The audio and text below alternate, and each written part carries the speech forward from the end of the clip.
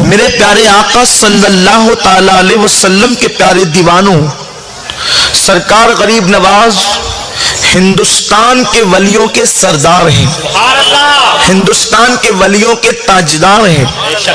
الحمدللہ سلسلے کے اعتبار سے ہم لوگ قادری ہیں، لیکن اس کے باوجود یہ اعلان کرتے ہیں اور حق کہتے ہیں کہ ہندوستان میں پیدا ہونے والا مسلمان پہلے چشتی ہوتا ہے، بعد میں وہ سب کچھ ہوتا ہے۔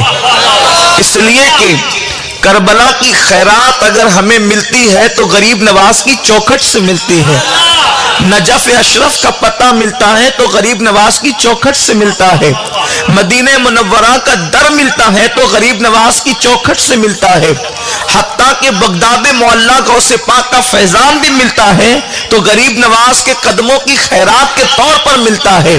میرے پیارے آقا صلی اللہ علیہ وسلم کے پیارے دیوانوں، ہندوستان کے اندر ایسا عظیم ولی سرکار غریب نواز رضی اللہ تعالیٰ عنہ سے پہلے نہ تاریخ بتاتی ہے اور نہ ان کے بعد تو سوال ہی پیدا نہیں ہوتا، جس نے 90 لاکھ کافروں کو ایمان کی دولت عطا کی ہو، جس نے ہند میں اسلام کا پرچم لہرایا ہو، نائب النبی فی الہند جس کا لقب ہو، نائب رسول فی الہند جن کا لقب ہو، میرے پیارے آقا صلی اللہ علیہ وسلم کے پیارے دیوانوں، وہ سرکار غریب نواز رضی اللہ تعالیٰ کی ذات ہے۔ لیکن بات اتنی ہے کہ جب بھی کوئی بندہ اللہ کا ولی ہوتا ہے تو ولی کبھی کوئی بندہ جب اللہ کا ولی ہوتا ہے تو معیار ولایت لوگوں نے اپنے اپنے انداز سے طے کر رکھا ہے۔ کوئی کہتا ہے ہوا میں اڑنے والے ولی ہوتے ہیں، پانی پر چلنے والے ولی ہوتے ہیں، اسی طریقے سے کچھ مخصوص کپڑوں کے کچھ مخصوص کلر ولایت کی پہچان بنا لی گئی ہے۔ اور معاذ اللہ اب تو لوگ اتنے بے باک ہو گئے ہیں کہ مزارات پر بیٹھ کر جو لوگ چرس اور گانجا پیتے ہیں ان کو بھی لوگ اللہ کا ولی کہہ دیتے ہیں۔ انکار کرنے والے تو غوث و خواجہ کی ولایت کو بھی نہیں مانتے، اور کچھ لوگ اقرار کرنے میں اس قدر آگے بڑھ گئے کہ چرسیوں کو اور گجڑیوں کو بھی اب وہ ولی کہنے لگے۔ میرے پیارے آقا صلی اللہ علیہ وسلم کے پیارے دیوانوں، مگر یاد رکھیں مقام ولایت اس وقت تک کسی کو مل نہیں سکتا جب تک کہ وہ حضور صلی اللہ علیہ وسلم کی سیرت کو اختیار نہ کرے، آقا کریم صلی اللہ علیہ وسلم کے نقش قدم پر نہ چلے۔ اس لیے کہ ولی نبی کا نائب ہوتا ہے، ولی نبی کا نائب ہوتا ہے، گویا کہ ان کا جانشین ہوتا ہے۔ آقا کریم صلی اللہ علیہ وسلم کے غلاموں تو حضور کی سیرت طیبہ کو اختیار کرے بغیر کوئی مقام ولایت پا نہیں سکتا، بلکہ اللہ اکبر سنت رسول کے حوالے سے تو اس قدر سختی کے ساتھ بیان کیا گیا کہ اگر کسی کو ہوا میں اڑتا دیکھو اور پانی پر چلتا دیکھو تو بھی وہ شخص اللہ کا ولی نہیں ہو سکتا جب تک حضور علیہ السلام کی سنتوں پر عمل نہ کرے، شریعت پر استقامت حاصل نہ کرے۔ اللہ اکبر۔ اور یاد رکھنا کثرت نماز یعنی نوافل کی کثرت روزہ، اس کی اہمیت اپنی جگہ ہے، لیکن حضرت سیدنا بابا فرید الدین گنج شکر رحمت اللہ علیہ فرماتے ہیں، جس کو حضرت سیدنا محبوب الہی نقل کرتے ہیں کہ نفل نمازوں کی کثرت تو بوڑھی عورتیں بھی کر سکتی ہے، نفل روزوں کی کثرت تو بوڑھی عورتیں بھی کر سکتی ہیں۔ اسی طریقے سے اللہ اکبر کثرت تلاوت کلام مجید یہ تو بوڑھی عورتیں بھی کر سکتی ہے، مگر یاد رکھیں جو اخلاق کی بلندی ہے، جو انسانیت کی تعظیم ہے، جو احترام انسانیت ہے، اصل تصوف اور تعلیمات رسول اس کا نام ہے۔ بلکہ یہاں تک بابا فرید الدین گنج شکر رحمت اللہ تعالی علیہ فرماتے ہیں کثرت نوافل، کثرت روزہ، کثرت تلاوت، قرآن مقدس کی کثرت سے تلاوت کرنے والے، کثرت سے نفل نماز پڑھنے والے، کثرت سے نفل روزے رکھنے والے اس مقام پر نہیں پہنچ پاتے جس مقام پر اہل اخلاق پہنچتے ہیں۔ اس لیے کہ کبھی کبھی بندہ نفل روزہ، نفل نماز اور تلاوت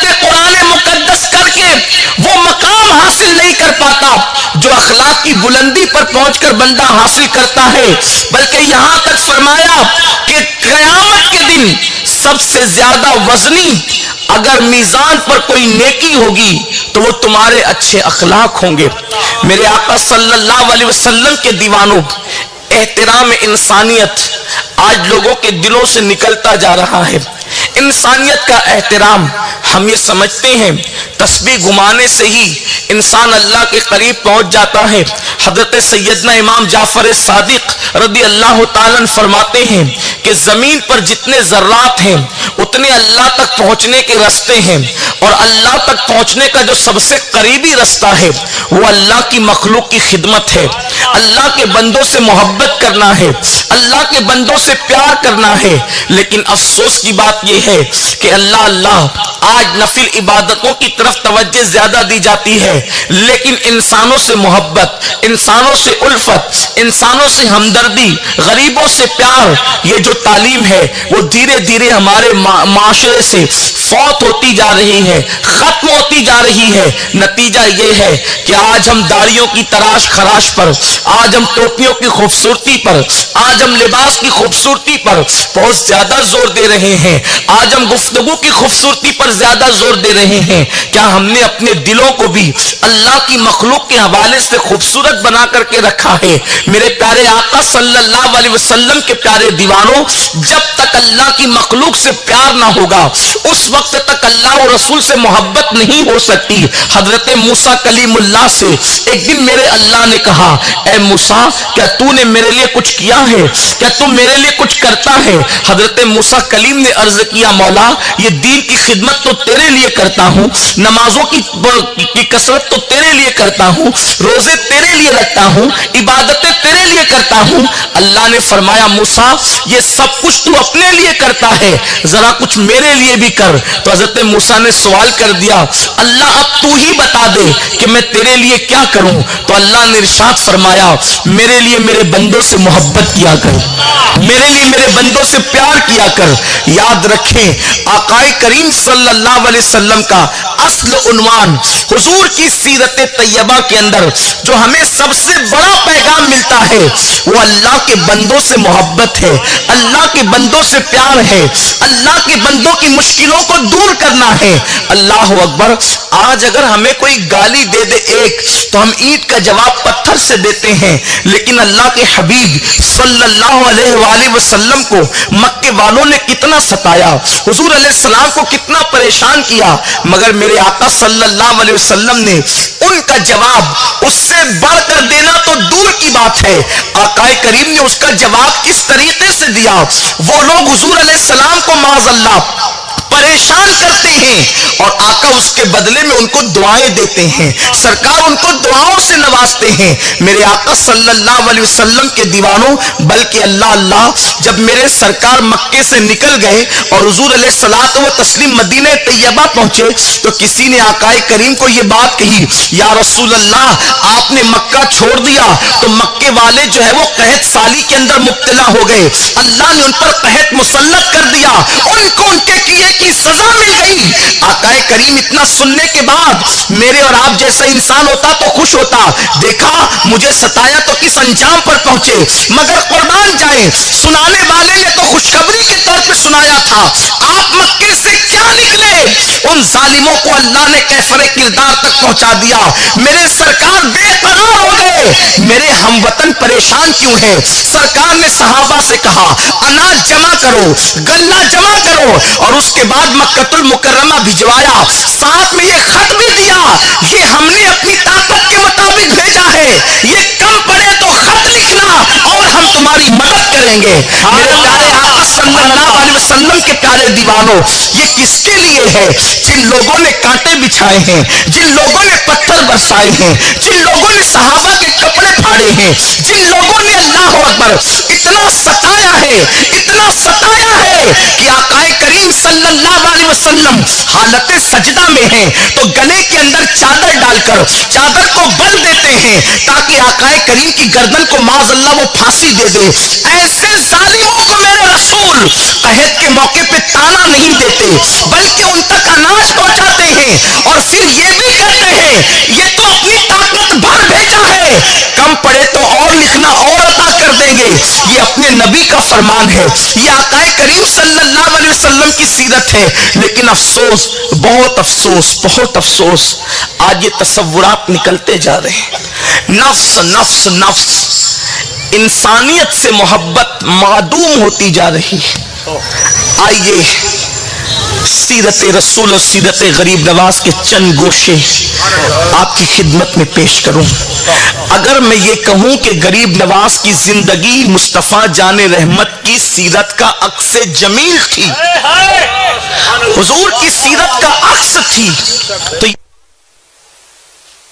آپ دیکھیے سیرت میں آقا کریم نعرہ رسالت صاحب سجادہ ماشاءاللہ آقا کریم صلی اللہ علیہ وسلم کی سیرت پاک میں ہمیں ایک واقعہ ملتا ہے سرکار کی سیرت طیبہ میں, کہ جس وقت حلیمہ سعدیہ حضور صلی اللہ علیہ وآلہ وسلم کو لینے کے لیے آئی, ہو سکتا آپ نے اس کو سنا ہوگا. حلیمہ سعدیہ حضور علیہ الصلوۃ والتسلیم کو لینے کے لیے آئی, تو آقا کریم صلی اللہ علیہ وسلم کے بارے میں حلیمہ کہتی ہیں کہ جس وقت میں حضور کو لینے کے لیے گئی تو عبد المطلب سے میری ملاقات ہوئی. انہوں نے پوچھا تیرا نام کیا ہے؟ میں نے کہا حلیمہ. کہا کس قبیلے سے ہے؟ تو کہا بنو سعد سے. آپ مسکرانے لگے. حلیمہ نے کہا کیوں مسکراتے ہیں؟ کہا ایک تو حلم اور ایک تو سعادت, یہ دونوں جہاں پر گویا کہ گلے مل رہے ہوں. پھر میرے بیٹے کے لیے پھر فرمایا حلیمہ یہ جو تو میرا بچہ لینے آئی ہے تو پہلے میں یہ معلوم کروں گا کہ میرا بچہ تیرا دودھ پیتا ہے کہ نہیں پیتا, اس لیے کہ تجھ سے پہلے اور بھی آئی تھی دائیاں اور انہوں نے میرے بچے کو لینے کی کوشش کی لیکن میرے بیٹے نے کسی کا دودھ نہیں پیا. تاریخ کے اندر دو روایتیں ملتی ہے جس کو ہم لوگ اس کو ترجیح دیتے ہیں. ایک تو یہ روایت ملتی ہے تاریخ اور سیر کے اندر کہ ساری عورتیں محمد الرسول اللہ کو معاذ اللہ غریب سمجھ کر لے کر کے نہیں گئی, لیکن ایک تاریخ کے اندر یہ روایت بھی ملتی ہے جو زیادہ معتبر ہے کہ آئی تو سب تھی, اس لیے کہ حضور کے دادا مکے کے سردار تھے. اس وقت زمزم کا کنواں آپ کے قبضے میں تھا, اس وقت تو کعبۃ اللہ شریف کے متولی آپ تھے, تو آپ کے گھر پر آئی عورتیں, لیکن آنے کے بعد حضور نے کسی دائی کا دودھ نہیں پیا, اس لیے وہ واپس چلی گئی. اللہ کے حبیب صلی اللہ علیہ وسلم نے یہ خیرات تو حلیمہ کو عطا کرنی تھی, اس لیے جب حلیمہ آئی تو حلیمہ سعدیہ کہتی ہے عبد المطلب نے مجھ سے یوں کہا, لیکن جب میں گئی تو کہنے لگی کہ میں نے دیکھا کہ آمنہ کے گھر میں دن میں چراغ جل رہا ہے. میں حیران رہ گئی کہ یہ دن میں چراغ کیسے جلتا ہے, تو میں نے جب غور کیا تو دیکھا وہ چراغ کی روشنی نہیں تھی, محمد مصطفیٰ کے چہرے کی روشنی تھی. سبحان اللہ.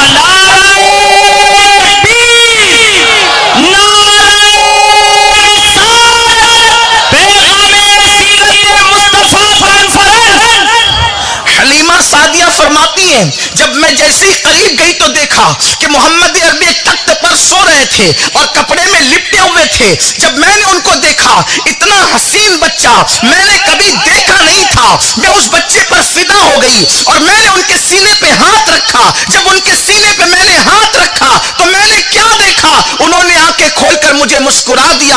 اللہ اکبر. حالانکہ تاریخ بتاتی ہے کہ انسان کی یہ نفسیات ہے, یہ سائیکولوجی ہے کہ جب بچہ پیدا ہوتا ہے اس دن سے لے کر 6 مہینے تک جب بھی بچہ نیند سے اٹھتا ہے تو روتے ہوئے اٹھتا ہے. اللہ اکبر. مگر یہ میرے نبی کا معجزہ ہے, حضور بچپن میں بھی اٹھتے تھے تو روتے ہوئے نہیں مسکراتے ہوئے اٹھتے تھے.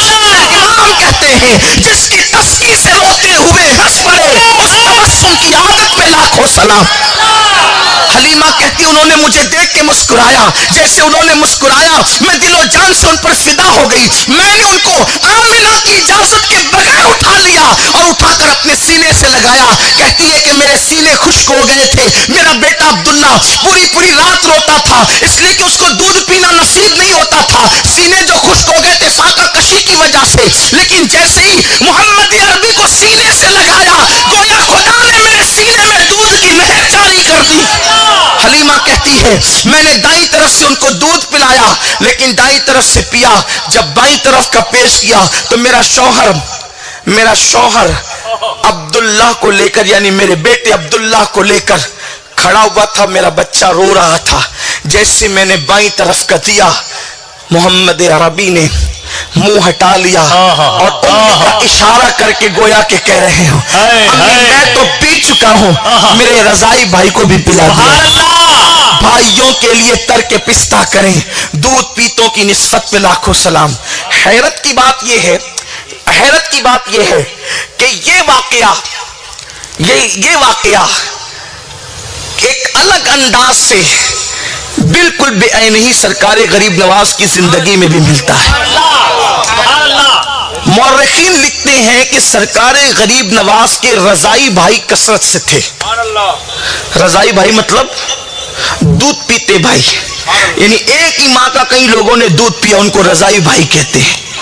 तो गरीब नवाज के रजाई भाई कसरत से थे।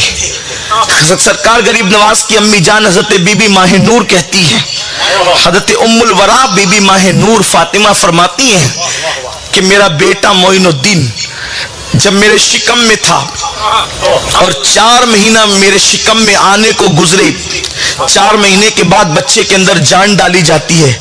फरमाती है कि जान पैदा होने से लेकर विलादत तक, रात के आखिरी पहर से लेकर दिन चढ़े तक मेरे पेट से अल्लाह के जिक्र की आवाज आती थी, और जिसको मैं अपने कानों से सुना करती थी। फरमाती है कि जब वो पैदा हुए और जब मैं उनको दूध पिलाती थी, तो दूध पिलाते वक्त अगर मोहल्ले की कोई गरीब औरत आ जाती अपना बच्चा लेकर, कोई गरीब औरत मोहल्ले की आ जाती, तो कहती है बीबी माह नूर कि मोइनुद्दीन हसन मेरा दूध छोड़ देते थे और मैं कोशिश करती दूध पिलाने की, लेकिन वो मुंह हटाकर उस रोते हुए गरीब बच्चे की तरफ इशारा करते थे। मैं समझ जाती थी कि ये मेरा बच्चा खुद दूध न पीकर इशारा जो कर रहा है कि ये गरीब के बच्चे को दूध पिला दे, तो मैं मोइनुद्दीन हसन को उस औरत की गोद में दे देती और फिर उसका बच्चा अपनी गोद में लेकर उस बच्चे को दूध पिलाती, तो मैं अपने बेटे को मुस्कुराते हुए देखा करती। आप देखिए, अभी सरकार गरीब नवाज की उम्र ज्यादा नहीं है, ये शान गरीबी उन्हें अल्लाह ने पैदाइशी तौर पर अता की थी।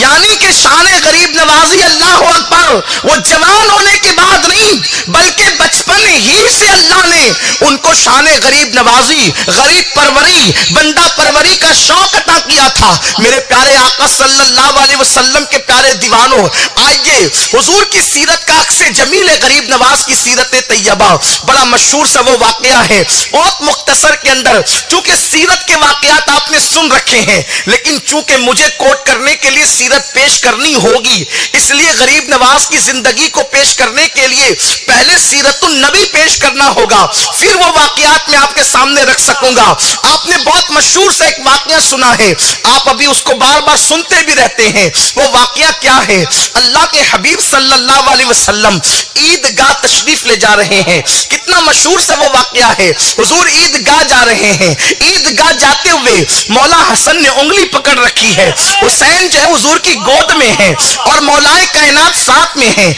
अल्लाह अकबर, जरा सोचो तो सही, जिसके वजूद नास का मुश्ताक ईद का चांद रहता हो, जब वो आमिना का चांद ईदगाह की तरफ जाता होगा तो मंजर क्या होता होगा, कैफियत क्या होती होगी। कुर्बान जाए, मेरे सरकार ईदगाह की तरफ जा रहे हैं, आकाए करीम के साथ मौलाए कायनात है। हुजूर अलैहिस्सलातु व तस्लीम ने देखा कि चंद बच्चे हैं जो दफ बजा करके जो वो ईद की खुशियों के गीत गा रहे हैं। आकाए करीम मुलाहिजा करते हुए आगे बढ़े तो क्या देखा, खजूर के एक दरख्त के नीचे एक बच्चा रोते हुए खड़ा है। मेरे सरकार, मेरे करीम आका की बड़ी अजीम शान है, हुजूर ने कभी किसी की आंख में आंसू देखना पसंद नहीं किया। मेरे सरकार की आदत थी, हुजूर किसी की आंखों में आंसू नहीं देखते थे। सरे बाली उन्हें रहमत की अदा लाई है, सरे बाली डाली, उन्हें रहमत की अदा लाई है, हाल बिगड़ा है तो बीमार की बनाई है। मेरे आका अलैहिस्सलाम के प्यारे दीवानों, सरकार ने रोते हुए बच्चे को देखा। अल्लाह अकबर। मैं यहां पर एक बात अर्ज करूं, नमाज अहमुल इबादात है, नमाज का इनकार करने वाला काफिर है। नमाज को छोड़ करके बंदा अल्लाह तक कभी पहुंच ही नहीं सकता। लेकिन बड़ी माजरत के साथ आज ये फिक्र दी जाती है, नमाज पढ़ो फिर जो दिल में आए करो, सब माफ है। याद रखें, अल्लाह के हबीब नमाज ईद उल फित्र के लिए जा रहे हैं और मेरे करीम आका ने एक रोते हुए बच्चे को देखकर, यार बच्चे तो छोटी छोटी चीज में रो देते हैं, अगर बच्चों को पानी ना मिले तो रोते हैं, बच्चों को आप डांट दो तो रोते हैं, बच्चों को चॉकलेट ना दो तो रोते हैं। बच्चों का रोना कोई अहमियत का हामिल नहीं होता, बल्कि हमारे बच्चे तो इस पर भी रोते हैं।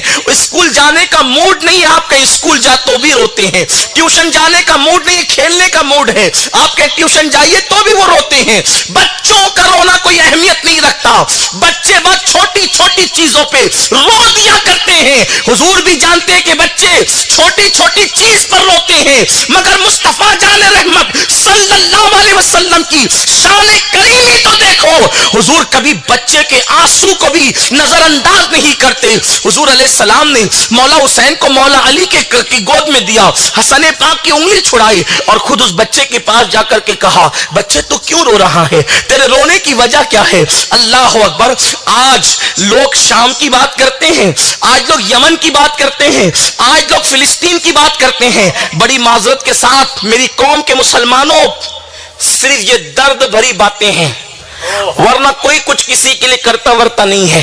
बात इतनी है, बात इतनी है, ये एहतजाज, ये नारे, ये दर्द भरी बातें बस ये रस्मी तौर पर है, वरना आज रसूलुल्लाह सल्लल्लाहु अलैहि वसल्लम की सीरत तैयबा का वो बाप, एक बच्चे की आंख में आंसू देखकर हुजूर बेचैन हो गए और ईदगाह से रुककर उसके आंसुओं का सबब जानने की कोशिश की। मैं आपसे पूछना चाहता हूं, शाम के लाखों बच्चे जो रो रहे हैं, कोई रुक करके उनके आंसुओं की जो है वो वजह पूछने की कोशिश करता है कि उनके आंसू क्यों है? यमन में लगी हुई आग की वजह कोई पूछने की कोशिश करता है कि क्यों है? फिलिस्तीन में जो मुस्लिम बच्चियों पे जिना भी जबर हो रहा है, वो माए अपनी गोद में अपने बच्चों को कुर्बान कर रही है, मासूम मासूम बच्चे मां की गोद के अंदर शहीद हो रहे हैं। कभी किसी ने मालूम किया सबब क्या है? और सबब मालूम ना किया तो उसको दूर करने की किसी ने कोशिश की? बड़ी माजरत के साथ मैं सिर्फ ज्यादा नहीं इतना कहना चाहता हूं, शामी बच्चों की आंखों में आंसुओं की बहुत सारी वजूहात में एक वजह यह है कि उनके माँ बाप ने रसूल पाक के दीन को पीठ के पीछे डाल दिया था। अय्याशी, आवारगी, शराब नोशी उनकी फितरते सानिया बन गई थी। उन्हें तो नमाज पढ़ते वक्त तो टोपी पहनने में भी आर और शर्म लगती थी। इसलिए आज वो ये दिन देख रहे हैं। हिंदुस्तान के मुसलमानों, अगर आज तुमने होश के नाखून नहीं लिया, शाम में तो कम हो रहा है, तुम्हारे साथ कुछ ज्यादा हो सकता है। इसलिए कि वो जिस रास्ते पे चले थे उसी रास्ते पर तुम भी जा रहे हो। हाँ, हुजूर से दावे इश्क है, मस्जिद वीरान है। हुजूर से दावे मोहब्बत है, दाढ़ियां मुंडा मुंडा करके गटरों में फेंक रहे हो। हुजूर से दावे इश्क है, नर्म नर्म गद्दों पर फजर की नमाज छोड़ रहे हो। हुजूर से दावे मोहब्बत है, अल्लाह अकबर, जिना के अड्डों पे जाकर जिना के अड्डों को आबाद कर रहे हो। कोई जमीन यूं ही तबाह नहीं होती। जिस शाम को मेरे नबी ने मेरा शाम कहा था, जिस यमन को मेरे नबी ने मेरा यमन कहा था, उस जमीन के लोगों ने अल्लाह के हबीब की नाफरमानी करके नबी का दिल दुखाया। और जमीन पर जो कौम मेरे नबी का दिल दुखाए, अल्लाह उनसे खुशियां छीन लिया करता है। और हम भी कोई पीछे नहीं है, हम भी अपने नबी का दिल दुखा रहे हैं। कितना कितना कितना اللہ اکبر. کاروں میں چلے سفر میں ہے گانے بج رہے. سوچو جب ہم سفر میں گانے سنتے ہوں گے تو حضور کے دل پہ کیا گزرتی ہو. جب حرام مال ہم اپنے حلق کے نیچے ڈالتے ہوں گے تو حضور کے دل پہ کیا گزرتی. جب ہم جوؤں کے اڈوں کو آباد کرتے ہوں گے تو حضور کے دل پہ کیا گزرتی ہوگی. سنتے سب کی ہے, کرتے اپنے من کی ہے. تقریر سن کر کے نعرے لگا کے گھر لوٹے تو کیا ہوا, کام بہت اچھا پروگرام تھا. آپ کیا لے کر آئے, ہم تو کچھ نہیں لائے. اس سے بڑھ کر کے محرومی کیا ہوگی. چیخنے والے چیخ رہے ہیں, اصلاح کرنے والے اصلاح کر رہے ہیں. ہم سنورنے کا نام نہیں لیتے, ہم سدھرنے کا نام نہیں لیتے. اور سن لو, صوفیہ فرماتے ہیں جس قوم کو خطیب کے الفاظ نہ سنوارے, جس قوم کو پیر کی نصیحت نہ سدھارے, پھر اس قوم پر اللہ ظالم حکمراں مسلط کرتا ہے. پھر وہ اس قوم کے سدھرنے کا ذریعہ بن جاتا ہے. اس سے پہلے کہ کوئی ظالم ہم پہ مسلط ہو جائے, ہمیں اپنے اعمال کا احتساب کرنا ہوگا. رات کے 3 بجے تک مسلمانوں کے گھروں سے جو سیریل کی آوازیں آ رہی ہیں, ہماری بیٹیاں جو بے پردہ گھوم رہی ہیں, آدھی آستین کے کپڑے پہن کر ہماری بیٹیاں جو بازاروں میں جا رہی ہیں, اس کا ذمہ دار کون ہے؟ تو میں دور نہ جاتے ہوئے عرض کر رہا تھا, حضور نے اس یتیم بچے کی آنکھ میں آنسو دیکھ کر پوچھا رونے کی وجہ کیا ہے. اس بچے نے کہا یا رسول اللہ اپنی تقدیر پہ رو رہا ہوں. رونا تقدیر پہ آتا ہے. سب خوش ہے, آج میں غمگین ہوں کیونکہ میرا کوئی گھر ہی نہیں اور میرے پاس نئے کپڑے نہیں. اس نے کہا آقا اگر نئے کپڑے بھی ہو جائیں تو نئے کپڑے لانے والے ماں باپ ہی نہیں. کپڑے تو بازار سے خریدے جا سکتے, ماں باپ کس بازار سے خریدے جائیں. میرے کریم آقا کو اس نے اپنی درد بھری داستان سنائی. اور میں کبھی سوچتا ہوں کہ درد بھری داستان سنانے کی بہترین جگہ صرف در رسول ہے. بس وہاں داستان سنی بھی جاتی ہے اور پھر ان غموں کا مداوا بھی کیا جاتا ہے. ورنہ اوروں کا حال تو یہ ہے کہ لوگ داستان غم رو کر سنتے ہیں اور بعد میں پیٹ پیچھے اس کا مذاق اڑاتے ہیں. میرے کریم آقا نے داستان غم سنی اور سننے کے بعد اس بچے کو ساتھ لیا. آقا کریم نے فرمایا علی تم عیدگاہ جاؤ, میں اس بچے کو لے کر کے آتا ہوں. سرکار واپس پلٹے, حضور واپس پلٹے, اس بچے کو نئے کپڑے پہنائے اور کپڑے پہنا کر کے جب حضور اس کو واپس لے جانے لگے عیدگاہ کی طرف, تو بچے نے کہا یا رسول اللہ میرے ماں باپ آپ پہ قربان, نئے کپڑے تو مل گئے, ماں باپ کہاں سے لاؤں گا.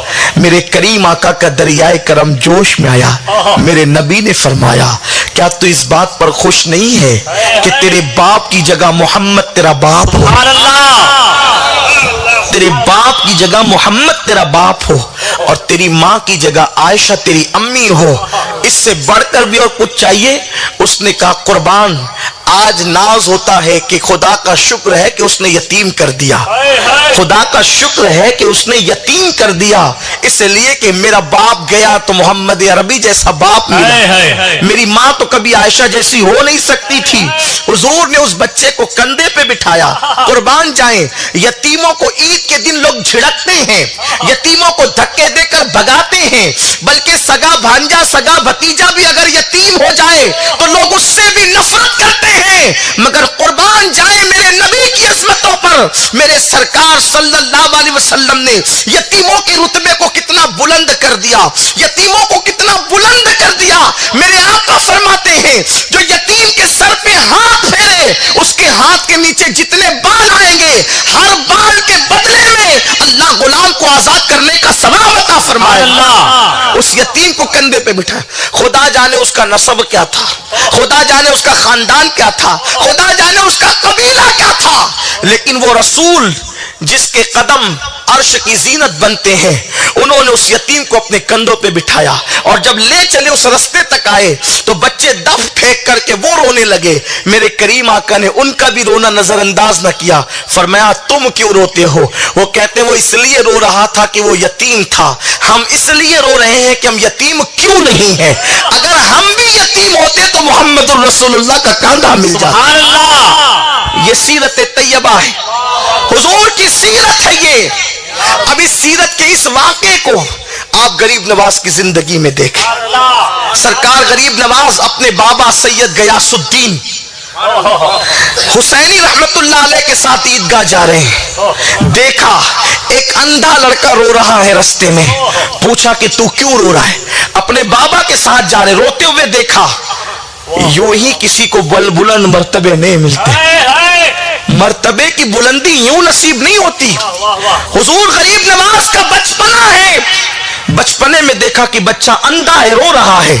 روتے ہوئے بابا کی انگلی چھڑائی اور کہا کہ کیوں رو رہا ہے؟ اس نے کہا اے لڑکے میرے پاس کپڑے نہیں ہیں. تاریخ میں آتا ہے کہ غریب نواز نے اسی وقت اپنے کپڑے اتارے، اس لیے کہ وہ لڑکا سرکار غریب نواز کا ہم عمر تھا. دونوں کی عمر برابر تھی.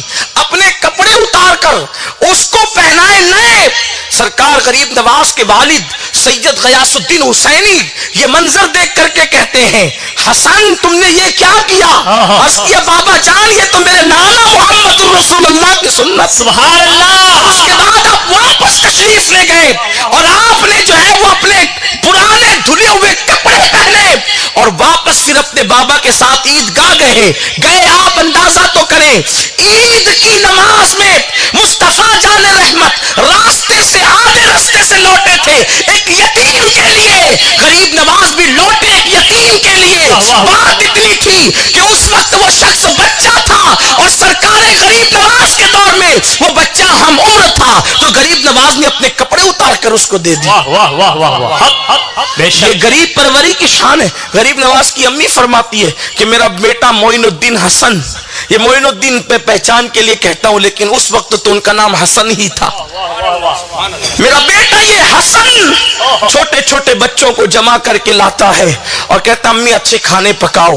اور اس کے بعد جب بچے کھانے کے لیے بیٹھتے ہیں تو مجھ سے لپٹ کر کہتا ہے ماں جب غریب کھانا کھاتا ہے تو دل کو کتنی خوشی نصیب ہوتی ہے. جب غریب کھاتا ہے. یہ غریب پروری کی ادا غریب نواز کی کوئی نئی نہیں ہے، یہ بہت بچپنے سے اللہ نے عطا کی ہے. آئیے دیکھیے آج ہمارے پاس کوئی مصیبت زدہ آتا ہے کہ حضرت یہ تکلیف ہے، یہ آپ کے پاس بھی آتا ہوگا. ہم سب ایک ہی کام کرتے ہیں اللہ تمہاری تکلیف دور کر دے، اللہ آپ کی مصیبت دور کر دے، اللہ آپ کی مشکل آسان کر دے. یعنی ہمیں اپنی دعا پر اتنا بھروسہ ہے کہ ہماری دعائیں بیچارے کی ساری مشکلیں دور کر دے گی. اور کوئی بندہ اور اونچے درجے پر ہے تو وہ تعویذ دے دیتا ہے کہ بھئی تعویذ لے جا تیری مشکل دور ہو جائے گی. اور اس سے اونچے درجے پہ تو لے جا میری نظر سے تیرا کام بن جائے گا. اس طرح کی باتیں ہوتی ہیں. آپ میں کے بھی بہت سارے کوئی آتا ہے بھائی جان بہت مشکل ہوا، ہاں بھائی بہت تکلیف ہے، بہت افسوس ہوا یہ سن کر کہ آپ مشکل میں ہیں. اللہ آپ کی ساری مشکلیں دور کرے، اللہ آسان کرے، پریشانیاں دور کرے. یہ کہہ کے چائے پلا کے شربت پلا کے رخصت کرتے. یقین جانے مصیبت زدہ کا یہ حق نہیں کہ صرف دعا دے کے رخصت کریں. اگر اللہ نے طاقت دی ہے تو اس کی مشکل کو دور کرنے کے لیے دعا کے ساتھ کوشش کرنا یہ سنت ہے. آئیے اس کو سیرت میں دیکھیں پھر اس کے بعد غریب نواز کی بارگاہ میں حاضری دیں گے. حضرت جابر ابن عبداللہ انصاری رضی اللہ تعالیٰ یہ صحابہ کرام میں غریب صحابی ہیں. صحابہ میں یہ غریب صحابی ہیں اور ان کا ایک باغ تھا، کھجوروں کا باغ تھا. حالانکہ جن کے باغ وہ مالدار ہوتے ہیں لیکن حضرت جابر کا باغ ہونے کے باوجود حالات ایسے تھے کہ آپ تھوڑے سے پریشان ہو گئے تھے. پریشانی کی وجہ قرضہ تھی، قرض کی وجہ سے آپ پریشان ہو گئے تھے. بارگاہ رسالت میں آئے اور آنے کے بعد عرض کیا یا رسول اللہ میں نے ایک یہودی سے کھجور کٹنے کے وقت تک قرضہ لیا تھا لیکن میرے باغ کی کھجوریں ضائع ہو گئی. بھئی ہوائیں چلتی ہے تو کسان لوگ سمجھتے ہیں اچھی طرح سے، بارش ہو جاتی ہے تو مسائل ہوتے ہیں، تو الگ الگ مسائل کسانوں کے ساتھ رہتے ہیں. جابر ابن عبداللہ انصاری رضی اللہ تعالیٰ کہتے ہیں آقا میں نے قرضہ لیا تھا، اب وہ مجھے اتنا تنگ کرتا ہے کہ میں پریشان ہو گیا ہوں، حضور کیا کروں؟ آپ سے پوچھنا چاہتا ہوں رسول پاک کی دعا سے بڑھ کر کس کی دعا میں تاثیر ہے؟ بلکہ میرا ایمان ہے हुजूर जाने दुआ है। बे शक हक इमाम ने तो हुजूर की दुआ को यूं बयान किया है, इनायत का जोड़ा, इजाबत का सहरा, दुल्हन बन के निकली दुआए मोहम्मद, और इजाबत ने झुक कर गले से लगाया बड़ी नाज से जब दुआए मोहम्मद। दुआ क्या है? नाम मोहम्मद दुआ में आ जाए तो दुआएं कबूल हो जाती है। जब नाम मोहम्मद दुआ में आने से दुआएं कबूल होती है, तो जब जाने दुआ खुद किसी के लिए दुआ कर दे तो फिर उस बंदे की शान क्या होगी। और ऐसा हुआ भी है कि हुजूर ने जिसके लिए जो दुआ की है हमेशा उस दुआ की बरकतें उसको मिलती रही है। खुद आप देखें, हजरत अस्मा बिन्त अबू बकर, ये अबू बकर सिद्दीक की बेटी हैं, इनकी उम्र 80 साल से ऊपर हो गई थी, फिर भी इनका चेहरा 16 साल की जवान लड़कियों की तरह दिखता था। किसी ने उनसे पूछा कि तेरे हाथों पे झुर्रियां हैं और इतनी तेरी उम्र हो गई अस्मा, फिर क्या बात है कि तेरे चेहरे पर 16 साल जवानी का जो है वो शबाब नजर आता है। तो कहने लगी, हुजूर एक दिन वुजू कर रहे थे, वुजू करते हुए हुजूर अलैहिस्सलाम ने नाखूनों का पानी मेरे चेहरे पे छिड़क दिया और कहा, अल्लाह तेरा शबाब हमेशा कायम रखे। हजरत हसन इब्ने साबित की उम्र 120 साल की हो गई थी, लेकिन आपके दांत नहीं टूटे थे, आपके दांतों पर कोई असर नहीं हुआ था। कहते हैं कि हुजूर ने दुआ दी, जब तक हसन नात पढ़ता रहे उसका मुंह सलाम। मेरे प्यारे आका अलैहिस्सलाम के दीवानों, जिसको जो दुआ दी है अल्लाह रब्बुल इज्जत ने महबूब की दुआ कभी रद्द नहीं की है। हुजूर की दुआ की देखते चले जाएं आप, हुजूर की दुआ की बरकतें, तारीख में एक तवील सिलसिला मिलता है हुजूर की दुआओं की बरकतों का। लेकिन आपसे पूछना चाहता हूं, हुजूर से बढ़कर दुआ करने वाला कौन था? हुजूर जानते थे मेरी दुआ की तरह हर एक की दुआ नहीं होगी, इसलिए हुजूर ने दुआ के साथ कोशिश करने को अपनी सुन्नत करार दिया, ताकि मुसीबत ज़दों के लिए कोशिश भी किया करो। हम कभी कोशिश नहीं करते, हालांकि मेरे आका फरमाते हैं, जो मेरे किसी गरीब उम्मती की मुसीबत दूर करने के लिए चला, हर कदम पर अल्लाह उसे मस्जिद नबवी शरीफ में एतिकाफ से ज्यादा सवाब अता। हम तो मुसीबतों में फंसाने वाले लोग हैं, हमने मुसीबत से लोगों को निकालना कब है?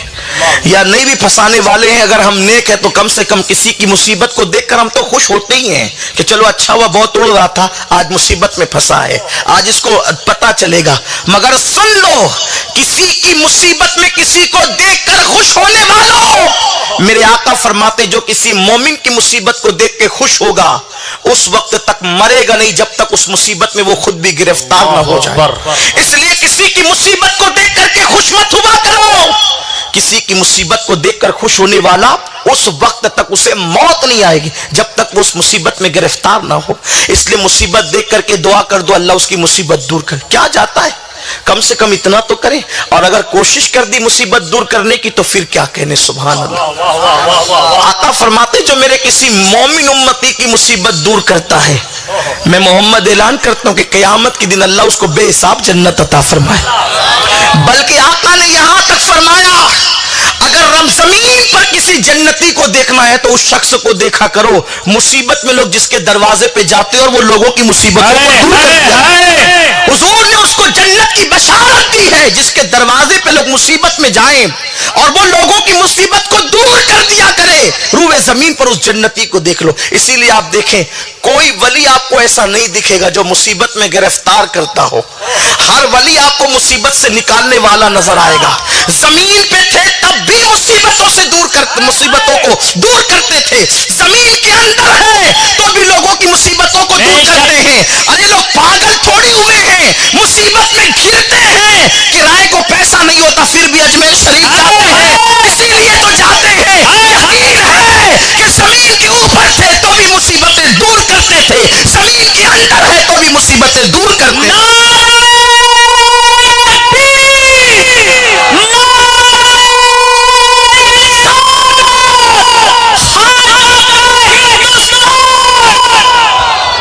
हज़रत जाबिर ने कहा, या रसूल अल्लाह, मैं मुश्किल में आ गया हूं।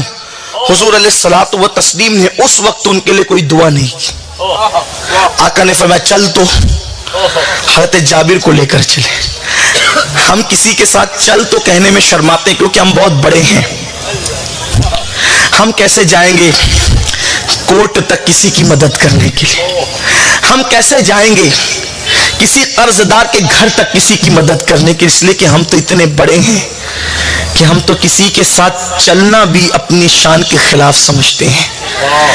لیکن ہر بڑے سمجھنے والے سے کہہ دوں، اپنی بڑائی کا پٹارا بن کر میرے نبی سے بڑھ کر کون بڑا ہو سکتا ہے؟ بڑائیاں جن کے تلووں کو بوسہ دے کر بلندی پاتی ہے، وہ رسول ایک غریب صحابی کے لیے کہتے ہیں چل تو، اور اس کے بعد حضور ان کے باغ میں آتے ہیں، باغ کا جائزہ لیا، پتا چلا سال بھر تک تو کوئی گنجائش نہیں ہے کیونکہ پھل ہی ضائع ہو چکے، سال بھر تک کوئی گنجائش نہیں کہ قرضہ ادا ہو۔ باغ کا جائزہ خود لیا، اس کے بعد اس یہودی کے گھر خود چل کر گئے۔ میرے نبی کی سیرت یہ ہے۔ پریشانی یہ ہے ہم معجزات کو سن کر نعرے لگانے کے عادی تو، لیکن کبھی سیرت سننے کی ہم نے کوشش نہیں کی۔ اب معجزات برحق ہے، اس سے انکار نہیں ہے، لیکن حضور نبی کریم صلی اللہ علیہ وسلم کی حسین سیرت، سرکار کو جن لوگوں نے چاند کے ٹکڑے کرتے دیکھا وہ مسلمان نہیں ہوئے، بہت سارے لوگ، لیکن حضور کے کردار کو دیکھ کر وہ مسلمان ہوئے۔ آج حضور کی سیرت لوگوں کے سامنے پیش کرنے کی ضرورت ہے، بلکہ آج تو مسلمانوں کو خود نہیں پتا حضور کی سیرت کیا ہے۔ حضور ایک یہودی کے گھر چل کر گئے، خدا کی قسم جس کے دروازے پہ جبریل چل کر آتا ہو اور پھر اجازت کے بغیر اندر داخل نہیں ہوتا ہو، وہ رسول اپنے لیے نہیں، ایک غریب صحابی کے لیے، وہ بھی یہودی کے دروازے پہ، غیر مسلم کے دروازے پہ چل کر گئے اور کہا سنا ہے کہ جابر نے تم سے قرضہ لیا ہے، وقت پہ ادا نہیں کر سکتا کیونکہ اس کا نقصان ہو گیا ہے۔ اس نے کہا آپ آئے ہیں، لیکن اس وقت معاذ اللہ میں آپ کی بات بھی نہیں مانوں گا کیونکہ اتنی تاخیر ہو چکی ہے کہ اب میں اس کو مہلت نہیں دے سکتا، اس لیے میں آپ کی سفارش بھی قبول نہیں کرتا، قربان جائیں۔ حضور پھر لوٹے، پھر باغ میں آئے، پھر دیکھا، عرض کی یا رسول اللہ وہ بہت تنگ کرے گا، حضور پھر تشریف لے گئے، دوبارہ پھر گئے ہیں میرے آقا۔ حضور علیہ الصلوۃ والتسلیم کے غلاموں، یہ سنت پر کب عمل ہوگا؟ یہ سنت پر کب؟ مسواک کی سنت پہ عمل ہو رہا ہے، داڑھی کی سنت پہ عمل ہو رہا ہے، کرتے کی سنت پہ عمل ہو رہا ہے، کھانے سے پہلے نمک چکھنے کی سنت پہ عمل ہو رہا ہے، ہاتھوں میں تسبیحاں ہیں، اس سنت پر عمل کب ہوگا؟ ہم کب نکلیں گے اپنے گھروں سے مصیبت زدوں کو دور کرنے کے لیے؟ اگر اس سنت پر عمل شروع ہو جائے گا تو مسلمانوں کی بیٹیاں لوجوں میں فروخت نہیں ہوگی۔ اگر اس سنت پر عمل شروع ہو جائے گا مسلمانوں کی بیٹیاں جو ہے سگنلوں پر بھیک مانگتی ہوئی نظر نہیں آئے گی۔ اس سنت پر عمل شروع ہو جائے گا تو 35 سال کی بیٹیاں بغیر جہیز کے جو گھروں کے اندر بیٹھی ہوئی ہے ان کو اچھے رشتے نہیں آتے، ان لوگوں کی شادیاں ہونے لگے گی، کیونکہ اگر کوئی مالدار آدمی کسی غریب کے گھر جا کے کہے کہ ارے اپنے بیٹے کا رشتہ اس کی بیٹی کے ساتھ کر لو، میں ضمانت دیتا ہوں، میں تیری مدد کروں گا، چل کیا لگتا ہے بتاؤ، لیکن کون ہے ایسا؟ میرے آقا کے دیوانوں، ہر سال حج کر کے وہ مقام نہ ملے گا جو حضور کی سنت پر عمل کرنے سے اللہ بے نیاز، اس کی شان بے نیازی، ہم سے ہماری عبادت کی ضرورت نہیں، لیکن بندے تو محتاج ہیں۔ افسوس اللہ کے حبیب سے جب جابر نے کہا یا رسول اللہ میرے ماں باپ آپ پہ قربان، وہ بہت تنگ کرے گا آقا، سرکار پھر تشریف لے گئے، آقا دوبارہ پھر گئے ہیں، توجہ آپ میری طرف رکھیں، حضور دوبارہ پھر گئے ہیں اور کہا کہ مان لو چھوڑ دو اس کو، لیکن تھا وہ یہودی بڑا متعصب، کہا کہ اے محمد میں اس کو نہیں چھوڑ سکتا، مہلت نہیں دے سکتا۔ حضور پھر آئے ہیں بات، اتنے مصروف ترین ذات ہے جو پوری رات عبادت کرتے ہیں، دعوت و تبلیغ ہے، اتنے سارے مسائل ہیں، اتنے سارے معاملات ہیں، لیکن ایک غریب کے لیے کتنا ٹائم حضور نکال رہے ہیں، آقا نے غریب کے لیے کتنا وقت نکالا ہے۔ سرکار پھر واپس آئے، انہوں نے اس کی یا رسول اللہ وہ پریشان کرے گا، سرکار پھر تیسری مرتبہ بھی گئے، لیکن 3 بار جب وہ نہیں مانا تو حضور واپس باغ میں آئے، گھر نہیں گئے، باغ میں آئے، باغ میں آ کے حضور نے کہا جابر پانی لا، حضرت جابر نے پانی لایا، حضور نے وضو کیا، وضو کرنے کے بعد اب حضرت جابر خود بیان کرتے ہیں حضور نے مصلی بچھایا، 2 رکعت نماز ادا کی، اور اس کے بعد ایک اوٹا تھا، اس اوٹے پر حضور علیہ السلام اسی مصلی پر لیٹ گئے، حضور نے قیلولہ کیا۔ جابر کہتے ہیں حضور علیہ الصلوۃ والتسلیم جب لیٹے تو حضور علیہ السلام بیٹھے تھے تو سایہ تھا, لیٹے تھے تو کچھ وقت جسم کا حصہ دھوپ کی طرف گیا. میں نے اپنی آنکھوں سے دیکھا کہ جیسے دھوپ کی طرف حصہ گیا تو درخت نے اپنی ٹہنیاں اس حصے پر بھی دراز کی اور حضور کے سر پہ سایہ کر دیا. حضرت جابر کہتے ہیں تھوڑی دیر حضور سوئے, میں پریشان تھا کہ اب کیا کروں, لیکن حضور چونکہ میرے باغ میں موجود تھے اس لیے آقا کریم صلی اللہ علیہ وآلہ وسلم جو ہے باغ میں موجود ہے, دل کو تسلی ہے. حضور سوئے ہیں, تھوڑی دیر کے بعد حضور کی آنکھ کھلی ہے. آنکھ کھلنے کے بعد سرکار نے کہا جابر کیا حال ہے؟ کہا حضور اس کی تکلیف ہے, میں کیا کروں؟ آقا فرماتے چل اب ہم کھجورے توڑتے ہیں. عرض کی یا رسول اللہ میں تو کہہ چکا ہوں کہ کھجورے تو میرے باغ میں ہے نہیں, اور جو ہے وہ کچی ہے اور پکی اس کو دینا ہے. آقا نے کہا تو ٹوکری ہاتھ میں اٹھا اور میرے ساتھ چل. جابر کہتے اللہ کی عزت کی قسم جہاں پر کھجورے نہیں تھی میں نے حضور کے اٹھنے کے بعد دیکھا کھجورے لگی ہوئی ہے, جو کچی تھی میں نے دیکھا وہ پک گئی ہے. میں نے حضور علیہ السلام کے پیچھے اپنے ہاتھوں میں ٹوکری لی, حضور ہاتھوں سے توڑتے جاتے, ٹوکری میں رکھتے جاتے, ہاتھوں سے توڑتے جاتے, ٹوکری میں رکھتے جاتے. میرے دل کی دھڑکنیں تیز ہو رہی تھی, مال تو پورا ٹوٹ جائے گا لیکن اس کو دینے اتنا جمع نہیں ہوگا. لیکن اللہ کی عزت کی قسم جب حضور سب توڑ چکے تو میں نے کہا حضور یہ بہت کم ہے, اس کو زیادہ دینا ہے. سرکار نے کہا وزن کر. میں نے وزن کیا تو اتنا ہی نکلا جتنا اس کو دینا تھا.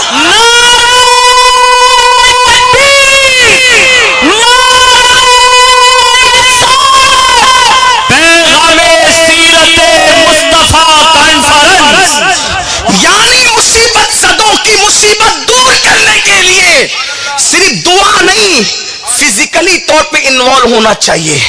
اب سیرت کا یہ آئینہ غریب نواز کی زندگی میں دیکھو, غریب نواز کی زندگی میں دیکھو. ایک کسان سرکار غریب نواز کی بارگاہ میں آیا, عرض کی حضور بادشاہ نے ٹیکس بڑھا دیا ہے اور میرے پاس اتنی رقم نہیں ہے کہ میں ٹیکس ادا کر سکوں, میں ٹیکس دے سکوں. اس لیے آپ دلی کا بادشاہ قطب الدین, دلی کا بادشاہ شمس الدین التمش, اس کو خط لکھ دیں تاکہ وہ میرا ٹیکس کم کر دے یا معاف کر دے, کیونکہ میں نے سنا ہے کہ وہ آپ کے مرید کا مرید ہے. آپ ایک کام کر دیں, خط لکھ دیں. حالانکہ خط لکھنے کا مطالبہ کیا گیا تھا, خط لکھنے سے بھی کام ہو سکتا ہے. غریب نواز نے کہا چل تو, اس طرح کی یہ چل تو نبی کی سنت ہے.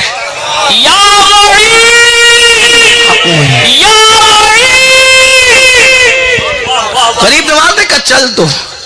ہم تو سوچتے ہیں کہ چلو جتنی دیر تک چل تو کہیں گے اتنی دیر میں بہت کچھ رکعتیں نفل ادا ہو جائے گی, کچھ دیر تک کے واعظ و نصیحت ہو جائے گی. لیکن قربان جائیں فرمایا کیونکہ ان کی نگاہوں میں حضور کی سیرت پاک کی بہت اہمیت تھی. وہ جانتے تھے حضور علیہ السلام کی سیرت کی شان کیا ہے, اس کو لے کے نکلے. قربان جائیں غریب نواز نے اکیلے اس کسان کے ساتھ اجمیر شریف سے دلی تک کا سفر طے کیا. آج کی اس ترقی یافتہ دور میں جبکہ ایکسپریس ہائی وے بن چکے ہیں, اجمیر شریف سے دلی کا راستہ 3.5 سے 4 گھنٹے میں طے ہو جاتا ہے اچھی کاروں سے. بولو کوئی جا سکتا ہے؟ اتنا مصروف آدمی, اتنا بڑا آدمی, لیکن ان کو اپنی بڑائی کا اقرار نہ تھا, انہیں دین کی بڑائی کا خیال تھا. اور جو اپنے آپ کو بڑا سمجھتا ہے وہ کبھی بڑا ہوتا بھی نہیں ہے. بات یہی ہے, بڑا سمجھنے والا کبھی بڑا نہیں ہوتا ہے. بڑا وہی ہوتا ہے جو اپنے آپ کو چھوٹا سمجھتا ہے. یہاں تو ہلدی کا کھڑا ملا اور پنساری کی دکان کھول دی گئی, یہ کیفیت ہے. اندر سے بالکل خالی ہے اور آنکھوں کے اندر ایسا خمار ہے کہ جیسے یہ قطب الاقطاب سے کم ہی نہیں ہے. یہ حالات ہیں. زندگیوں کے اندر نہ ہمدردی ہے دلوں میں, نہ محبت ہے دلوں میں, نہ عبادتوں کا ذوق و شوق ہے, نہ دین پر عمل کرنے کا جذبہ ہے. انسان اس قدر خود غرض ہو گیا کہ وہ اللہ کے ساتھ بھی مخلص نہ رہا. اللہ کے ساتھ بھی اس کے معاملات میں اخلاص نہ رہے الا ماشاءاللہ، بلکہ لوگ عبادت بھی کرتے ہیں تو نوکروں کی طرح کرتے ہیں، بندوں کی طرح نہیں کرتے۔ عبادت کر کے کہتے ہیں مولانا بڑی مصیبت آتی ہے عبادت کے بعد، بہت مشکل۔ میں کہا عبادت اور مشکل کا کیا تعلق ہے؟ عبادت تو کہتے اس کو ہے کہ جس کا صلہ نہ مانگا جائے، فرق یہی ہے۔ عبادت اور تجارت میں فرق یہ ہے کہ تجارت کا صلہ مانگا جاتا ہے فوراً، اور عبادت کا صلہ نہیں مانگا جاتا۔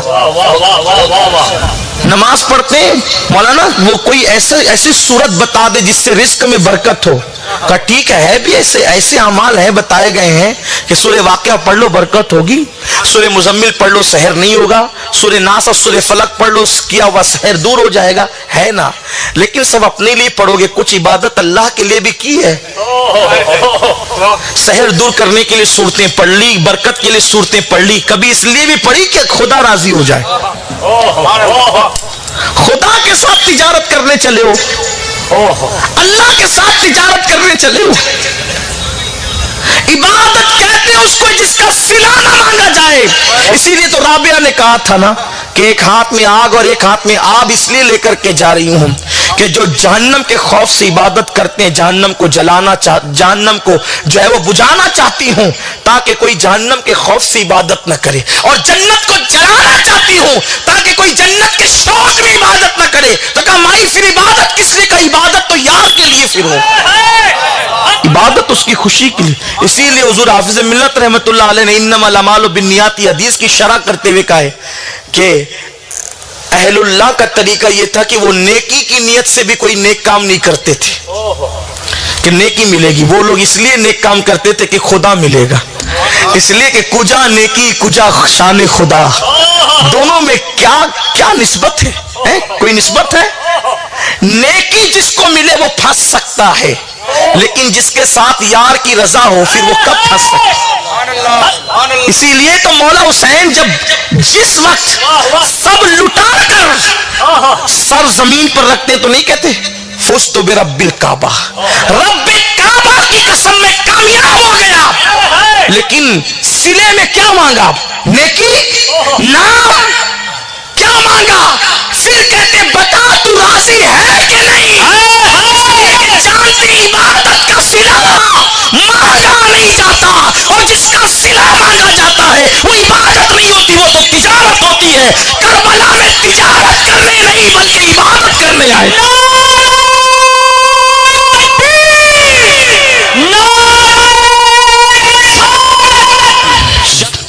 حضرت غریب نواز میرے معین ملت و دین نے کہا کسان سے بڑی معذرت کے ساتھ میں ذکر کسان کا کرنے لگا ہوں، آج جب کوئی کسان پھٹے کپڑے بدبودار پسینے سے اٹے ہوئے جسم میں آتا ہے تو ہم مسافر کے لیے پورا ہاتھ بھی نہیں دیتے، 3 انگلیاں دیتے ہیں، اور وہ بھی بہت تقوی کے قریب سمجھتے ہیں کہ یہ پورے ہاتھ سے مسافہ جب اپنی شان نہیں ہے، تھوڑا سا حضور سے بڑے ہو گئے ہیں آپ، بات اگر کہی جائے حق تو بری لگتی ہے، سچ کڑوا لگتا ہے۔ 3 انگلیوں سے مسافہ کس کی سنت ہے؟ کس سنت سے ثابت ہے؟ کس کا طریقہ ہے؟ حضور علیہ السلام کا مسافہ تو یوں تھا، ہاتھ میں دے دیے، ہاتھ ٹھنڈے ہوتے تھے، خوشبودار ہوتے تھے تو لوگ شوق سے دیر تک ہاتھ میں پکڑے رہتے تھے، لیکن میرے آمنہ کے لال کی شان یہ تھی جب تک کسی نے ہاتھ میں ہاتھ رکھا کبھی چھڑایا بھی نہیں۔ حضور نے کبھی چھڑایا، جب تک وہ ہاتھ نہ چھوڑے حضور نے نہیں چھڑایا، اس لیے کہ یہ چھڑائیں گے تو پھر پکڑائے گا کون؟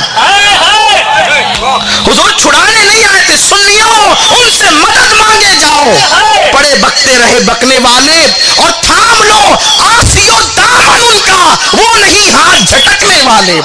اور اسی لیے اس امت کو جب سب ٹھکرا دیتے ہیں تو امتی کہتا ہے کسی نے بھی ٹھکرا دیا مجھے پرواہ نہیں، کیونکہ میرا نبی مجھے نبھانے والا ہے۔ کوئی پرسان حال اپنا نہیں ہے یا رسول اللہ، جو اپنا ہے تو تو ہے اور باقی سب پر آیا ہے۔ حضور نے امت کو اتنا پیار دیا ہے، اب شاید کسی کے پیار کی ضرورت بھی نہیں ہے، لیکن اگر کوئی پیار دیتا ہے تو وہ نبی کی سنت کو ادا کرتا ہے۔ سرکار غریب نواز اس کسان کو لے کر اس پرمشقت دور میں اجمیر شریف سے دلی تک گئے. جب دلی پہنچے تو وقت سے پہلے حضرت بابا قطب کو بھی اور شمس الدین کو بھی کسی نے اطلاع دی حضور غریب نواز آ رہے ہیں, اور اتفاق سے اطلاع کے بغیر آ رہے ہیں. اطلاع نہیں دیے کسی کو, اطلاع کے بغیر آ رہے ہیں. بادشاہ بھی اور بابا قطب بھی شہر کے باہر تک آئے, کیونکہ بادشاہ کون تھا؟ پوتا مرید تھا غریب نواز کا, بابا قطب کا مرید تھا وہ. استقبال کے لیے دونوں آئے, قدم پکڑ لی, حضور کیسے آنا, وہ اطلاع تو دی ہوتی. اب ذرا توجہ سے سنیں سیرت پر عمل کا جذبہ. فرمایا جب اپنا کام ہوتا ہے پھر اس وقت تو شان سے نہیں آیا جاتا, کام لے کر کے آئے, عرضی لے کر کے آئے ہیں, اسی لیے اطلاع کے بغیر آئے ہیں. خانقاہ میں رکائے گئے, کہا حضور کام کیا تھا؟ فرمایا یہ کسان جو ہے نا, یہ کسان, اس کو ٹیکس بھرنے کی طاقت نہیں ہے, یا تو کم کر دو یا تو معاف کر دو. بابا قطب نے کہا حضور کہلوا دیا ہوتا تو یہ کام میں بھی کر سکتا تھا, اتنی دور تک آنے کی ضرورت کیا تھی؟ مسکرا کے کہتے بابا قطب مجھے معلوم تھا کہلوانے سے بھی کام ہو سکتا تھا, لیکن یہاں تک آنے میں جو یہ کسان کا دل خوش ہوا ہے پھر وہ نعمت مجھے کب نصیب ہوتی. وہاں کسان کے دل کی خوشی کے لیے اتنا لمبا سفر کیا جا رہا ہے. میرے آقا علیہ السلام کے دیوانوں, کیوں؟ اس لیے کہ ان کی نگاہوں میں سیرت تھی, ہماری نگاہوں میں سیرت نہیں ہے, اس لیے آج ہم اس طرح کے کام کر رہے ہیں. اب دیکھیں حضور رسول پاک علیہ الصلوۃ والتسلیم کو جو دعوت و تبلیغ کے لیے شہر اول دیا گیا وہ بھی چاروں طرف سے پہاڑیوں میں گھرا ہوا ہے, اور غریب نواز کو دعوت و تبلیغ کے لیے جو شہر دیا گیا وہ بھی چاروں طرف سے پہاڑیوں میں گھرا ہوا ہے. وہاں کے لوگ بھی بڑے سخت اور پتھر دل تھے, یہاں کے لوگ بھی بڑے سخت اور پتھر دل تھے. علیہ السلام کے پیارے دیوانوں, تو آج بھی سختی ان کے اندر موجود ہے, سختی آج بھی موجود ہے. پتھروں کی زمین پر رہتے ہیں تو دلوں کے اندر بھی چونکہ ایمان نہیں تھا نا تو جو ہے وہ سختی تھی. اچھا ایمان آ جاتا ہے تو سختی ختم ہو جاتی ہے, تو مومنوں کے دل میں سختی نہیں رہتی. تو غریب نواز کو بھی جو علاقہ ملا جو جغرافیائی طور پر وہ حضور علیہ السلام کے علاقے سے بہت مشابہت رکھتا ہے. اس کے بعد آپ دیکھیں حضور سے جنہوں نے لڑائی کی وہ اہل اقتدار تھے, غریب نواز سے جن کی لڑائی ہوئی وہ بھی اہل اقتدار تھے. رسول پاک نے اہل اقتدار کو درگزر کیا, دعائیں دیتے رہے, اللہ اکبر. ادھر غریب نواز نے بھی اہل اقتدار کو درگزر کیا, ان کی ہدایتوں کے لیے دعا کرتے رہے. لیکن اب آپ دیکھیں اللہ اکبر, جس وقت حضرت سمیہ کو ابو جہل نے ان کی ناف کے نیچے نیزہ مار کر شہید کیا اور 2 اونٹ منگوا کر, ایک سے سمیہ کا ایک پیر دوسرے سمیہ کا دوسرا پیر بندوا کر کے اونٹوں کو دوڑا دیا, اس وقت حضور نے اپنے لیے نہیں بلکہ سمیہ کی تکلیف کو دیکھ کر کہا اللہ ابو جہل کو ہلاک کر دے.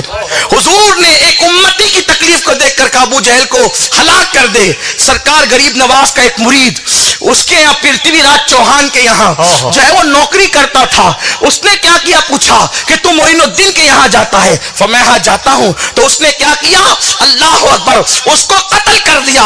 سرکار غریب نواز سے صدمہ برداشت نہ ہوا, سرکار غریب نواز نے فرمایا میں نے پرتھوی راج کو زندہ گرفتار کر کے جو ہے وہ اسلامی فوج کے حوالے کر دیا. اس کے بعد آپ دیکھیں وہ حوالے ہو گیا. اب سیرت اور غریب نواز کی زندگی کو پھر ملاحظہ کریں. سرکار غریب رسول پاک نے اسلام کا سب سے بڑا دشمن ابو جہل کے گھر میں اسلام پہنچایا اپنے اخلاق سے. وہ روایت شاید میں اس سے پہلے سیرت میں اسی زمین پہ کبھی پڑھ چکا ہوں, مجھے یاد آتا ہے اکرمہ والی روایت, لیکن اب اس کو نہیں دہراؤں گا. تو رسول پاک نے اپنے کردار سے ابو جہل کے گھر میں اسلام پہنچایا, غریب نواز نے اپنے کردار سے پرتھوی راج چوہان کے گھر میں اسلام پہنچایا. اب اس کے گھر میں اسلام پہنچنے کی کیا روایت ہے اب سنیے. تاریخ میں آتا ہے پرتھوی راج چوہان نے جس وقت جادو کے لیے, اب یہاں پھر آئیے, حضور علیہ السلام کو بھی پریشان کرنے کے لیے جادو کا سہارا لیا گیا, غریب نواز کو بھی پریشان کرنے کے لیے جادو کا سہارا لیا گیا. اللہ اکبر. تو پرتھوی راج چوہان نے جادو کے لیے جے پال جوگی کو بلایا. اس کو اجے پال بھی کہتے ہیں۔ جے پال جوگی نے خوب کیا، وہ پتھر پھینکا، سانپ پھینکے، بچھو پھینکے، رسیاں پھینکی، کیا کیا سب کیا اس نے، لیکن آپ بار بار اس کو سنے ہیں، میں اس کی تکرار نہیں کروں گا۔ لیکن جب سب کر کے تھک گیا، پرتھوی راج چوہان نے اس کو بلایا، کہا یہ اس پہ اثر کیوں نہیں ہوتا، معین الدین پہ اثر کیوں نہیں؟ اس نے کہا اس پہ اثر نہیں ہو سکتا، اس کی وجہ یہ ہے کہ اس کی نگاہوں میں اتنی پاکیزگی ہے کہ اس نے اپنی نظر سے کبھی کسی عورت کو نہیں دیکھا۔ یعنی عورت کو نہیں دیکھا کا مطلب یہ کہ گندی نظر سے، بد نظری کے طور پہ، پاپ کی نظر سے کبھی کسی عورت کو نہیں دیکھا، اسی لیے اس پہ جادو نہیں ہوتا۔ اگر اس کی نظروں کو تو گندی کر دے تو میں گارنٹی لیتا ہوں یا تو وہ مرے گا یا تو وہ پاگل ہو جائے گا، اثر ہو جائے گا جادو کا۔ اس نے کہا مرد تو آخر مرد ہوتا ہے، مرد کے سینے میں دل ہوتا ہے، پتھر نہیں ہوتا۔ پرتھوی راج اپنی طرح سمجھ رہا تھا میرے غریب نواز کو، کہا کہ آخر دل ہی تو ہے اس کا، اس کے سینے کے اندر، اس کے سینے میں دل ہی تو رہتا ہے، کوئی پتھر تو نہیں رہتا۔ تو اس نے کہا لڑکیوں کو بھیجو، اجمیر کی خوبصورت لڑکیوں کو بھیجو، وہ انا ساگر کے کنارے عبادت میں مصروف رہتا ہے، جب ہندوستانی ناریوں کا حسن دیکھے گا تو پھر وہ بھی جو ہے دین دھرم چھوڑ کر، تسبیح مسلح چھوڑ کر ایمان کا سودا کرے گا۔ لیکن وہ اپنی طرح سمجھ رہے تھے، ہندوستان کی اجمیر مقدس کی سب سے خوبصورت لڑکیوں کو چنا گیا، جن کے حسن کی داستان اجمیر کی پتھریلی زمین سے لے کر بنارس کی سرزمین تک تھا، جن کے حسن کے چرچے، ان لڑکیوں کو جمع کیا گیا۔ وہ لڑکیاں کپڑے پہن کر، سنگار کر کے، آدھے ادھورے لباس پہن کر گئیں اور اپنے پازیب غریب نواز کے پاس جا کر بجانے لگی۔ آپ نے نگاہ اٹھا کر کے بھی نہیں دیکھا، آپ نے نگاہ اٹھا کر کے بھی نہیں دیکھا، اس لیے کہ جس کی نگاہوں میں مدینے والے مصطفیٰ کے جلوے بستے ہوں وہ کسی کے حسن پر سودا نہیں کیا کرتا۔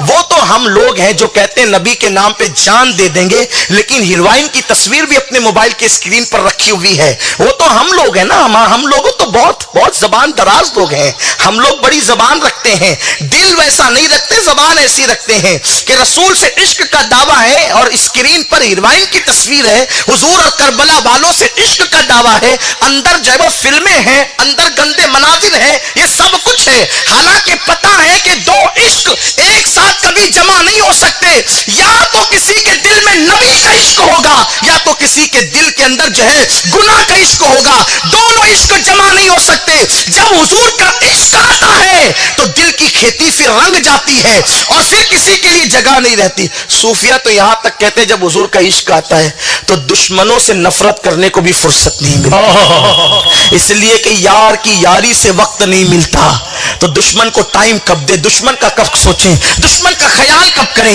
یہ کیفیت ہوتی ہے میرے پیارے آقا علیہ السلام کے پیارے دیوانوں۔ پھر کیا ہوا، وہ لڑکیاں گئی، پازے پجایا، میرے خواجہ نے ان کو نظر اٹھا کر دیکھا بھی نہیں۔ ہمیں انا ساگر کا کٹورے میں سمیٹنا یاد ہے، اونٹوں کا زمین پہ بٹھانا یاد ہے، لیکن ان لڑکیوں پہ نظر کا نہ اٹھانا شاید ہم بھول گئے۔ آج کا پرتھوی راج بھی زیر ہو سکتا ہے قدموں میں، شرط ہے کہ نگاہوں میں وہ پاکیزگی پیدا کر لو، نگاہوں کے اندر وہ طہارت پیدا کر لو۔ یہاں تو انٹرنیٹ پر زنا کے مناظر کو دیکھے بغیر سکون نہیں آتا، سفر میں بور ہوتے ہیں تو گانے سن کر کے دلوں کو تسکین دیتے ہیں۔ سوچو سفر کرتے کرتے گانے سن رہے ہو اور اللہ نہ کرے ایکسیڈنٹ ہو جائے اور مر جاؤ گے تو اللہ کو منہ کیا دکھاؤ گے، کیا منہ سے اللہ کی بارگاہ میں پہنچو گے؟ احساس کرو۔ وہ لڑکیاں جب واپس گئی تو اس نے پوچھا کہ کیا ہوا، تو وہ لڑکیاں کہتی ایسا لگتا ہے شاید آج اس کا کوئی عبادت کا دن تھا اس لیے اس نے ہماری طرف دیکھا بھی نہیں۔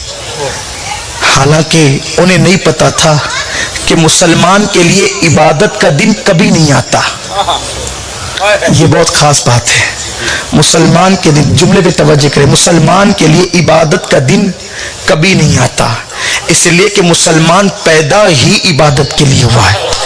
دین عبادت کے لیے نہیں آتا، مسلمان عبادت کے لیے آیا ہے، مسلمان عبادت کے لیے آیا زمین کے اوپر۔ اس کے مقصد، پیدائش کا مقصد ہی عبادت ہے، اسی لیے بچہ روتے ہوئے پیدا ہوتا ہے۔ صوفیہ فرماتے ہیں وہ روتا ہے نا تو اس کے رونے میں بھی اللہ کا ذکر ہوتا ہے، وہ اللہ کا ذکر کرتے ہوئے دنیا میں آتا ہے۔ یہ الگ بات ہے کہ جب وہ ہوش سنبھالتا ہے، ہوش جب سنبھالتا ہے تو وہ اللہ کا ذکر کرنا بھول جاتا ہے، یہ الگ بات ہے، دنیا کی رنگریلیوں میں وہ بھول جاتا ہے، ورنہ وہ پیدا بھی ہوتا ہے تو سجدے کی برکت سے پیدا ہوتا ہے۔ صوفیہ فرماتے ہیں بچہ جب ماں کے پیٹ میں ہوتا ہے تو کچھ دن وہ حالت قیام میں ہوتا ہے، اب تو اس کی تصویریں بھی آ گئی ہے، نیٹ اتنا ترقی کر گیا تب تصویریں بھی آ گئی ہے، کچھ دن وہ حالت قیام میں ہوتا ہے، کچھ دن وہ حالت رکوع میں ہوتا ہے، کچھ دن وہ حالت قعدہ میں ہوتا ہے، اور جب وہ سجدے میں جاتا ہے تو سجدے کی برکت سے دنیا میں آتا ہے۔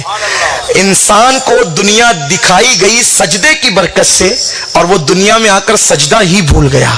کاش کہ انسان سجدے کی برکتوں کو حاصل کرتا دنیا میں، تو کہا کہ شاید آج اس کی عبادت کا دن تھا، اس نے دیکھا نہیں، اس نے غصے میں آ کر کے کہا تم چلی جاؤ ناکارہ ہو، یہ کام میری بیٹی کرے گی۔ اور پھر پرتھوی راج نے اپنی بیٹی کو نصف کپڑے اور نصف اوریاں جسم کر کے بھیجا۔ وہ لڑکی بہت چتر چالاک اور ہوشیار تھی، وہ پہلے گئی اور انا ساگر میں اس نے اپنے کپڑوں کو گیلا کر لیا۔ میری زبان حیا اس پر خاموش ہے کہ جب کوئی عورت کپڑے یا کوئی مرد کپڑے گیلے کر لے تو پھر اس کے بعد اس کی کیفیت کیا ہوتی ہے۔ بس اتنا ہی کہہ سکتا ہوں حیا کے پردے میں کہ کپڑے پہننا اور نہ پہننا بھیگنے کے بعد برابر ہو جاتے ہیں۔ اور وہ غریب نواز کے پاس سامنے جا کے کھڑی ہو گئی اور اس نے بہت متوجہ کیا آپ کو، لیکن آپ اس کی طرف متوجہ نہیں ہوئے۔ آخر کار اس نے کہا اے معین الدین میرے حسن کی توہین مت کر، مجھے دیکھ تو صحیح۔ تو غریب نواز رضی اللہ تعالیٰ نے اس کی طرف نظر اٹھانے سے پہلے اپنی چادر کو پھینکتے ہوئے فرمایا بیٹی کسی عورت کو اجازت نہیں کہ کسی مرد کے سامنے اس حالت میں آیا کرے۔ آپ نے بیٹی فرما کر کہا کسی عورت کو اجازت نہیں کہ وہ کسی مرد کے سامنے اس حالت میں آیا کرے۔ اس نے کہا آپ مجھے بیٹی کہتے ہیں؟ ارشاد فرمایا اسلام کا قانون یہی ہے، عمر میں بڑی ہے عورت تو ماں کا درجہ برابر ہے تو بہن کا درجہ، اور عمر میں چھوٹی ہے تو بیٹی کا درجہ دیا جاتا ہے۔ چوتھا رشتہ شادی سے پہلے اسلام کسی کے ساتھ جوڑنے کی اجازت نہیں دیتا، قربان جائے۔ اس نے کہا میرا باپ تو کہتا تھا مسلمان اتنے وحشی ہیں، اس قدر نفس کے غلام ہیں، جس دن وہ قبضہ کر لیں گے ہند پر تو اسلامی تو ہندوستانی ناریوں کی آبرو کو خاک میں ملا دیں گے، اور آپ تو مجھے بیٹی کہتے ہیں۔ آپ فرماتے ہیں جو تیرا باپ کہتا وہ اسلام نہیں ہے، جو معین الدین کہتا وہی اسلام ہے۔ اس لڑکی نے کہا اگر اسی کا نام اسلام ہے تو میں بھی کلمہ پڑھ کے اسلام میں داخل ہوتی۔ اب دیکھا سیرت کا عکس جمیل، سرکار نے اپنی سیرت اور کردار سے ابو جہل کے گھر میں اسلام پہنچایا، غریب نواز نے اپنے کردار سے پرتھوی راج کے گھر میں اسلام پہنچایا۔ اب پھر سیرت میں غریب نواز کا وصال، حضور کا وصال اور اس طرح کے واقعات دونوں اپنی اپنی جگہ پر برابر آتے ہیں۔ میں نے ٹوٹے پھوٹے انداز میں جو بھی کہا اللہ تعالیٰ اگر غلطی ہو تو معاف فرمائے، ہم سب کو رسول پاک اور غریب نواز کی سیرت کی برکتوں سے مالا مال فرمائے۔ وما علینا الا البلاغ۔ السلام۔